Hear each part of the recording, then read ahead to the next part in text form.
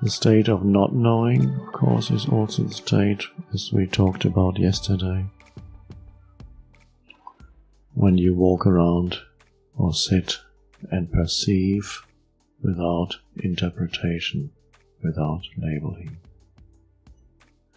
And again, that's the state of not knowing, and yet of a deep knowing that is beyond mind. So as the awareness, the unconditioned consciousness arises,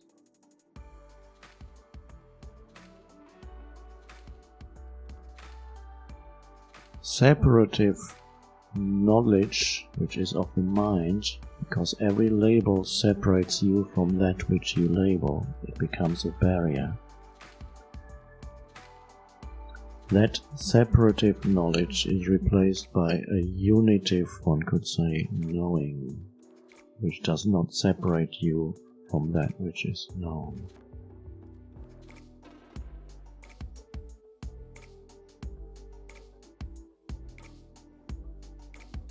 And you can see how that transforms your relationship with nature and how it transforms your relationship with other human beings.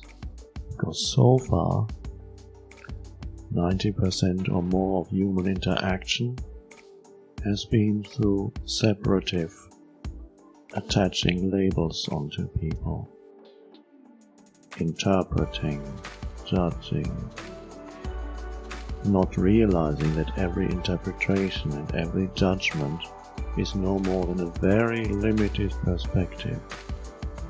One standpoint, one small perspective, no more. Once you know that, you no longer get deceived by the mind and you believe that one perspective contains the truth, that one thought that you express could ever contain the truth. It is a small perspective, no more. It is a fragment, no more.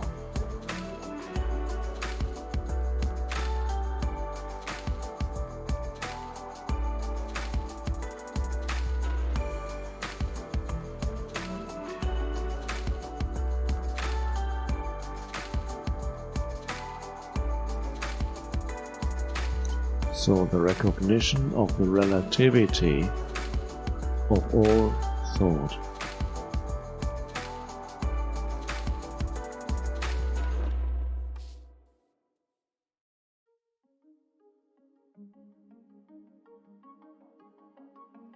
And we are moving towards a different kind of knowing.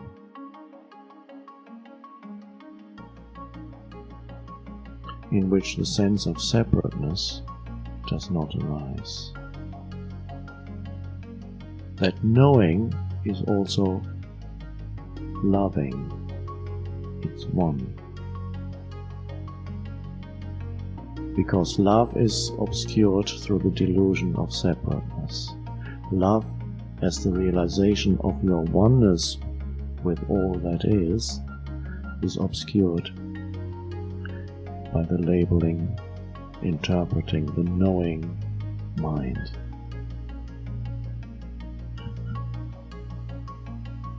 Then whatever you look upon in that state of not knowing from the point of view of mind is looked upon with love, compassion. They are all aspects of that state of deep knowing that to the mind looks like not knowing at all.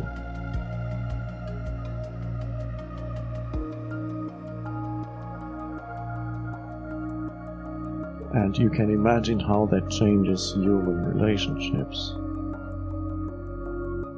When you can be with another human being in the state of not knowing, which either means you're totally present, totally still, allowing this form, the form that this moment takes, form of this human being, to be completely. Or it could mean that certain thoughts still arise about that human being,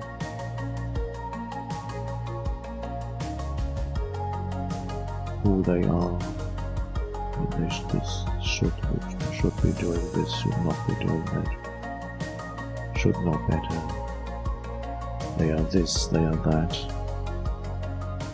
But thought is recognized as thought. You don't believe in it totally anymore. And you recognize it's a fragment, it's only a thought. And you allow it to pass, then you re-enter the state of not knowing.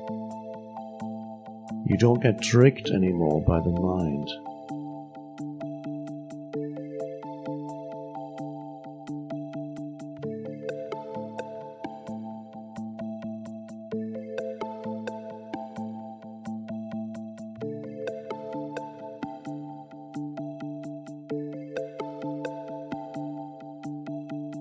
And so there is continuously that dimension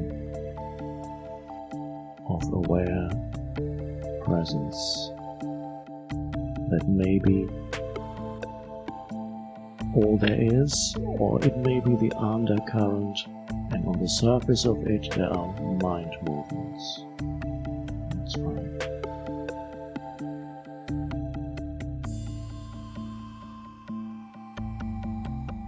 Sense perceptions, also all sense perceptions are surface phenomena.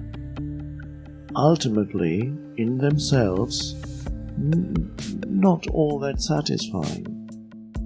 They're never satisfying for long. Nothing here in the world of form satisfies for long. Even if it's beautiful initially, you can come to an exotic place like this, because for many people who've traveled here, this is very exotic. It's not exotic if you live here, and it's not exotic if you spend a few weeks here. Then the exotic is no longer exotic, it's just, it's no longer satisfying. For a little while, the new forms satisfy, and then that's not enough. I need some new experience, some new forms. You may already have reached the point where it isn't satisfying, because it never is. You might have had a mental projection, an ashram in India, me in an ashram in India, that would add something to the story of me and make it much more interesting. And then whenever you encounter the reality, very soon when the novelty wears off, which could be after a day, it's not all that satisfying, the world of form. There's always something, that wasn't supposed to be there. The ask that was supposed to be, and that wasn't supposed to be there, and the spider in my bed, and whatever. Or worse.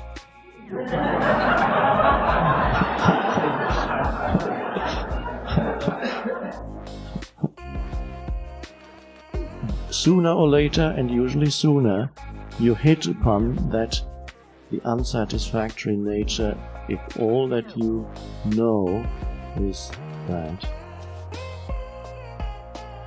And the unsatisfactory nature of your own mind, and with its knowledge.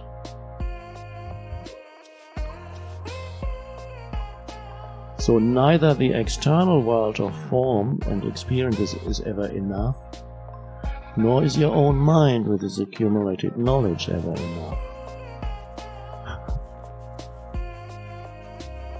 So life becomes frustrating, a continuous search.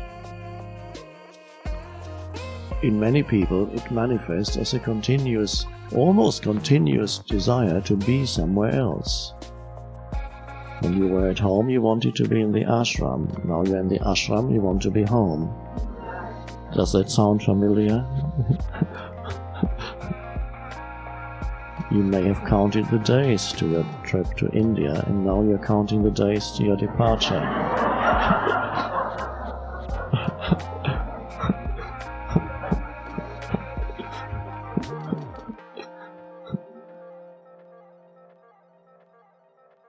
So that seeking through form, either the external forms or through mental forms, it's never satisfying.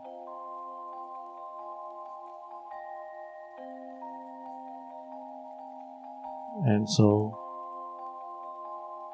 the search continues. You could try another ashram, or maybe a retreat center in California would be so much more comfortable. Or you say, I'm done with spiritual things. If that's spiritual, I don't want it.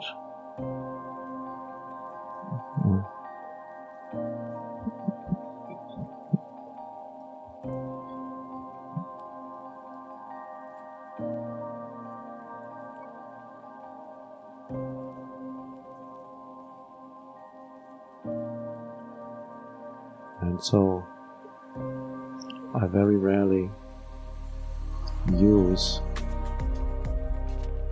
or refer to old pointers or maps, signposts. But what very much applies here is a very powerful signpost. One of the Upanishads, ancient scriptures, they contain some very powerful signposts. And this is very relevant to what we've just been looking at. I'll just quote to you the first few lines, approximately. What it refers to is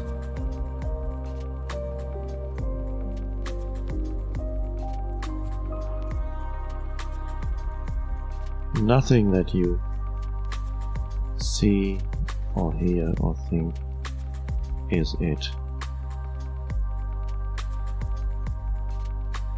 Nothing in the world of form is satisfying ultimately. If you look for satisfaction through that, which is ultimately yourself, because the only ultimate and true and satisfaction you can ever find is finding and being totally yourself. That's the true satisfaction that everybody is looking for, through this or through that. So the Upanishad says, not that which the eye sees, but that whereby the eye can see. Know that alone to be Brahman, the eternal, and not what people here adore. Not that which the ear hears, but that whereby the ear can hear. Know that alone to be Brahman, the eternal, and not what people here adore. Not that which the mind thinks, but that whereby the mind can think. Know that alone to be Brahman, the eternal, and not what people here adore. So it gives a few more examples, but it all points to it. It's not in the form, not that which people here adore. It could even be the idea of God. Think about it. And again, that is not it. That which makes all perception possible, that which makes thought possible, That is the eternal.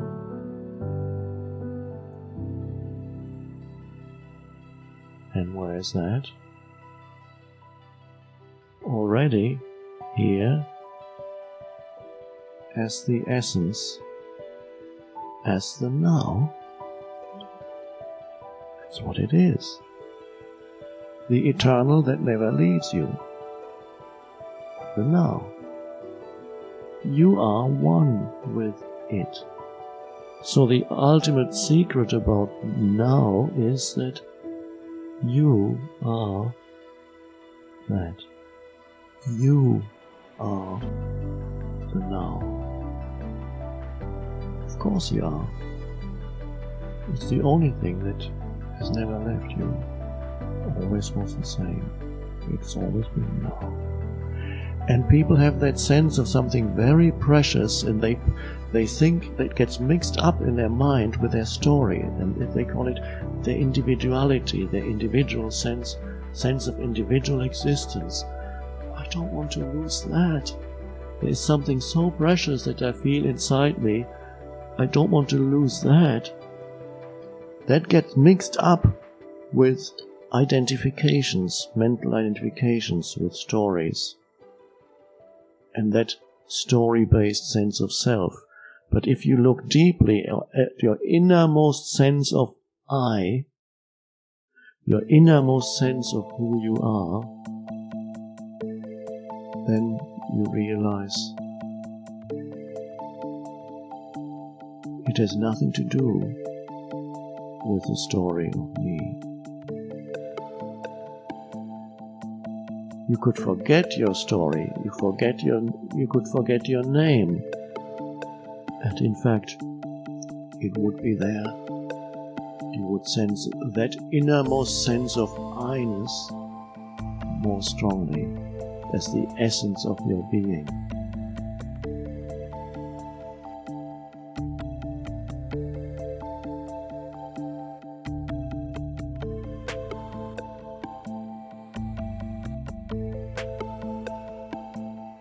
And this is why sometimes people find it, when everything collapses in their lives, the sense of identity had become mixed up with all kinds of identifications, mental identifications, that suddenly, through great loss or death, things collapse in their lives. The structures, the forms collapse, external and internal. External as physical structures, the seeming solidity of my life crumbles. Internal, belief structures, the whole story of me falls to pieces. And then it can happen that innermost I suddenly can shine, because it had been covered up by multiple layers of identifications. And suddenly, when they break, then you realize what was shining through. The only thing that gave life to the story of me, the only thing that illuminated it, was the innermost I. And you mistook the formations, physical and mental formations, for I, because the light of I was shining through those structures. But you didn't know the essence of that light. You only knew it was shining through these forms. And suddenly the forms collapse, and what is there then in its fullness and purity is the innermost sense of I or I am. No longer this or that. Simply beingness, presence, unconditioned, is suddenly there. It's all fallen away. And so people in the midst of great disaster in their lives suddenly stood there and said, "This is incredible. Where does this peace come from? Enormous peace." They didn't understand it. The peace that is beyond understanding. And of course, This is why suddenly all that was obscuring, the forms that were obscuring that innermost I gave way. And it can happen in the case of death. We pointed it out yesterday, a person slowly dying, everything melting. And it can happen as the result of being in the presence of presence, in this spiritual gathering, the energy field of presence, that also is being drawn out. The unconditioned is shining through the conditioned, and the conditioned is becoming more and more, loses its density even as you sit here, becomes more and more transparent, in a way, dies, one could say. The conditioned I, in the sense in which people usually use the word I, the most frequently used word in the English language, or any language, the word I, the way in which people usually use the word I, what they refer to is me and my story, the conditioned entity, ultimately the fiction that I identify with as me is I. That's what people, when they say I, they refer to that. But there is a deeper meaning to I, that is the delusion of I. That's the delusion of self. But I is a sacred word, ultimately. I is, on the level of normal human consciousness, expresses delusion, which is what the Buddha recognized when he saw the delusion of self. He referred to that I, and he saw through that. And so, when that delusion is recognized, that recognition already originates from the unconditioned consciousness. The delusional entity cannot recognize its own delusion. So the recognition of it already is the light shining through from underneath, so to speak. From there arises the recognition of the delusion of the story-based, form-based, mind-based, identification-based identity. So,